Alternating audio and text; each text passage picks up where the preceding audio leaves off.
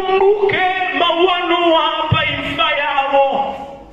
Wonse amene atsimikiza mtima kubwera kwa inu alandireni. Ndipo wonse amene adakali nabo kulikanigani ndikuwapatsa handi ofa m'manja mwanu. Kapena mukosa nthawi ina, kapena muchite kanthu kena zili ndilo Ambuye.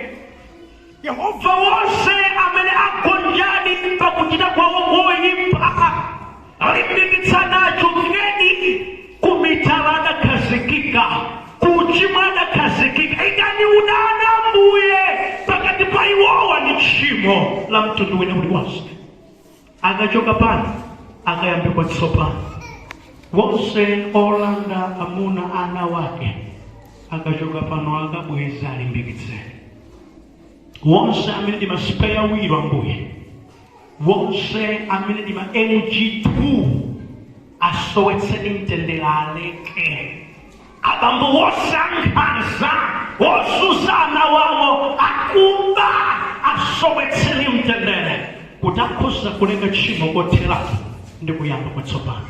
Anyamata wonse oswa mitima ya atsikana kumango wasewetsa osawakwatira kwachita chipongwe. Yehova asowetseni mtendere aleke. Ngati sichoncho akumanenso kumana kapena akhoza kulapa. Achemwali ongolola zilizosewa apatseni mabuleka akukanako mzinthu zina kuti akhoza kuonetsera ulemerero wanu. Ngati mpingo tipatseni choonadi chanu Mulungu wakhulupirika chakunena ayi kutchimo ndi chakuyenda ndi mzimu wanu mwa Yesu Kristo. Amen.